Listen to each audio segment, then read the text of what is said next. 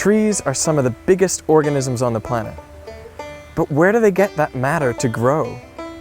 It's nutrients out the ground. Just out of soil, really, yeah. Goodness out of the soil, I suppose. Comes out of the soil. Yeah, Goodness. goodness.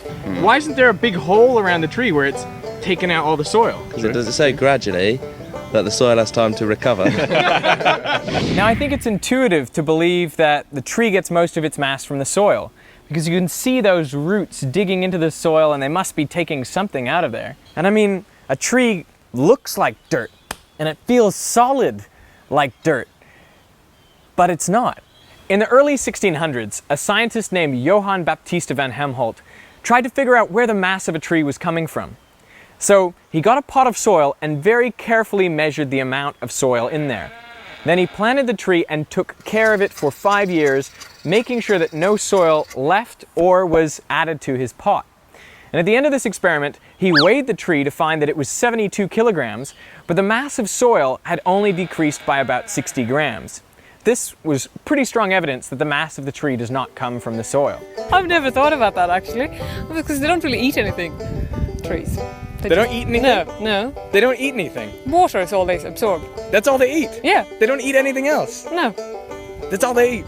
Well, presumably from the water and the nutrients from the soil. Is there anything else that you need besides the soil and the water I suppose that's all you need, isn't it? to make wood? Other than the original seed for that particular tree, I The suppose. seed and the soil and the water, and that makes this big tree. Of course, Johann Baptista van Helmont did conclude that the tree was made entirely of water.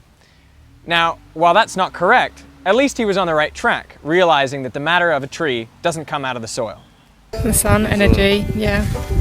The sun energy. Yeah. Are they converting energy into mass, or do you know what I mean? Yeah, I don't Like know. there wasn't stuff, and then there was. Like, where did that stuff come from? Magic. I have no idea. My question is, where do they get that mass to grow big? Sun. Get it from the rain and the sun, presumably. Light. Sunlight? And the sunshine. The sunshine? Does the sunshine add mass to the tree? Well, yes, they wouldn't grow without it. I don't know whether it adds mass, but they wouldn't grow without it. Of course, the sun's energy is needed for the tree to build the matter into its branches and leaves, but the sun itself, the energy, is not matter. Well, I suppose we've got to put air into this as well. If Yeah. there's got to be something out of the, What is it about the air? a gas in the air that it needs as well. Oxygen. The trees need the oxygen. Yeah, need the oxygen, don't they?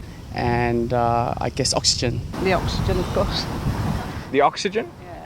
Are there Maybe any the trees. ingredients that we're missing? Carbon dioxide. Carbon dioxide. Carbon dioxide. So would it surprise you to find out that 95% of a tree is actually Carbon dioxide. from carbon dioxide? Trees are much, largely yeah. made up of air. Surprising. Yeah. Yeah, That is surprising. I need this reaction like, oh, holy Holy crap. So as it turns out, trees are mostly made out of air, out of the carbon dioxide that they take in. And what's interesting is that we breathe out carbon dioxide and water. That's how we lose mass. But it's the exact same substances that trees breathe in to gain mass. So if you can imagine a closed system where it was just you and a tree, you would breathe out that carbon dioxide and water, the tree would take it in, so you would get smaller while the tree is getting bigger. And in a sense, you're becoming the tree.